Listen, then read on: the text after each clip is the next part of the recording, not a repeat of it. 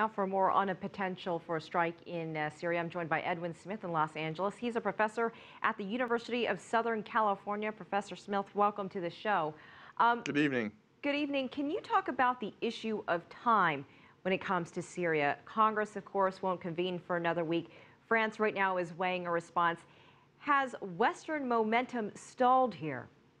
I'm not sure. Certainly there was a momentum that was moving at quite quickly, but I think what is building now is force. It's as if you get more force, more action, more consideration of effort involved, and it has required more thought and more planning and more coordination, so that it's not as if we're losing momentum. It's just that the momentum is involving more mass. But wouldn't the likelihood be that nothing will happen, which seems to be the thought perhaps in other countries around the world here? Not necessarily, depending upon how many people in the system, especially in the process of getting a vote in the United States Senate and getting the commitment of other countries, the effort to collect that momentum could get many more players committed to undertaking some sort of action. The Arab League has voted in favor of some sanction against Syria for the use of these weapons. There is pretty widespread understanding that the use of chemical weapons against civilians is a crime against humanity, and the use of any weapons during combat would have been a war crime.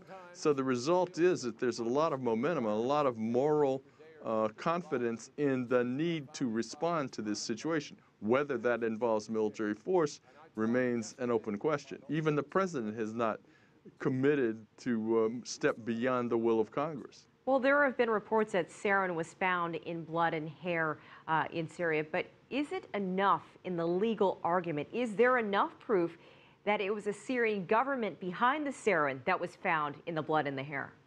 The sarin, the remnants of that kind of chemical are so unusual that that's the only source that you could have for those molecules. With regard to the explanation that Secretary Perry made with regard to the U.S. case, it is clear that they collected intelligence of communications among Syrian military forces planning to move chemical weapons, the advice to Syrian personnel to wear gas masks, the fact that the gas attack occurred after the landing of missiles, the explosion of missiles of the sort that are necessary to carry gas, and these are the sorts of things that are not in the hands of the opposition, and the fact that the injuries, the sorts of injuries, the sorts of neurological problems that were observed in the individuals, it's about as much as strong a case as you can bring forward. Certainly, it's the kind of case I'd be willing to take to court. Well, Professor, I also want to ask you about some of that evidence, especially the evidence that's been classified that we still have not heard about. Do you think it should be made public, and do you think it would be compelling enough to make the case for the American public and for other countries to take action in Syria? Well, I think one of the things that's involved with the president deciding to take a vote in the Congress is an implicit commitment to make available the kinds of evidence that would persuade the Congress. The point of the congressional debate is that it will be an open and public debate, and the entire world could listen to the debate and the evidence that is offered both for and against an action in Syria.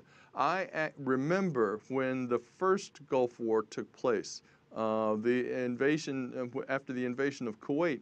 I remember the congressional debate that took place before the authorization to use force that time took place, and it was one of the highest quality congressional debates I have heard in my life.